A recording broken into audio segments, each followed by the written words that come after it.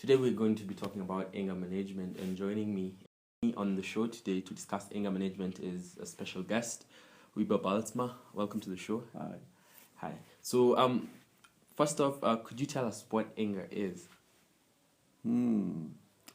Anger is usually a lack of love.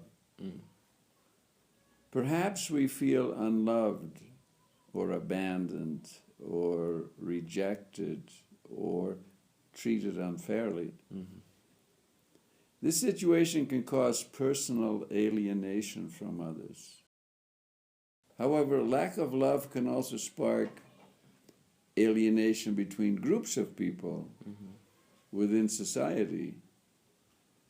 Thus, it can lead to clashes within a neighborhood or between tribes, either in North America long ago or in Africa,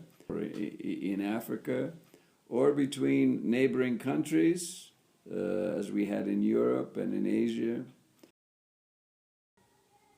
Lack of love also generates distance between the rich and the poor.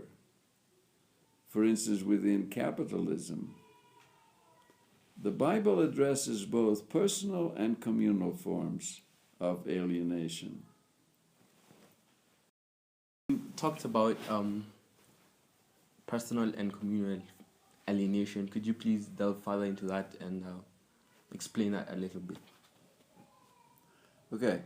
Personal alienation is something that each of us must address within our own life.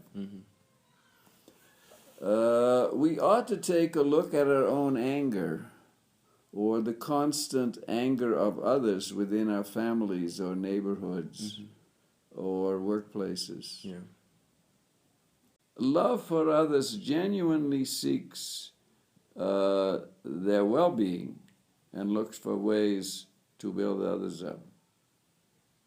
Communal alienation is a systemic form of lovelessness and ought to be overcome together with others.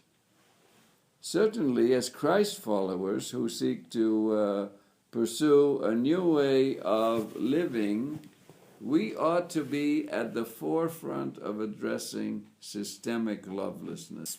Go a little deeper and talk about anger management, particularly. What's it about? What's it like to? How does one go about managing the anger issues? When others don't agree with us or do things that we don't like, we may get upset. However, when we often fly off the handle and become impatient with others, we need to take a good look at ourselves to find out the reason for our constant irritation.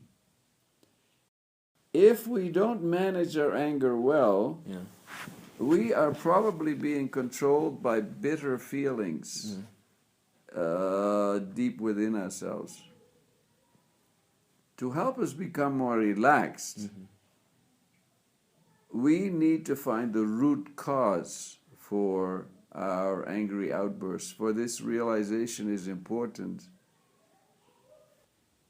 Our anger may have a long, bitter root that needs to be faced. This root may hide some feeling of embarrassment or hurt or anxiety or fear or sense of failure in childhood. Perhaps as a child we learned that when someone got angry, others would back down. Thus, anger became a way of getting one's own way. It could also be that we use anger to exert control over others, or that we cannot express our emotions very well. Just to conclude on anger management, would you like to offer any piece of advice to any person who's dealing with anger management issues out there? What is it that you'd like to tell them? As I mentioned earlier, especially when you get angry often, you need to discover the root of your anger. By careful self-examination, you will probably learn to understand yourself better. If this is difficult for you, ask a competent counselor to help you to know yourself more fully. In that way, the counselor can help you to understand yourself better and give you guidance in how to resolve the anger, because you need to come to a point of feeling relaxed about yourself and overcoming this bitterness in you. And to our very wonderful viewers, thank you so much for staying with us all through the show. It's always a pleasure to be with you. I hope you have learned a thing or two about anger management. As always, don't forget to keep checking for more updates on our blog, and be sure to leave your comments in the comment box as well. I have been your host, Charles. It's a pleasure, and see you next time.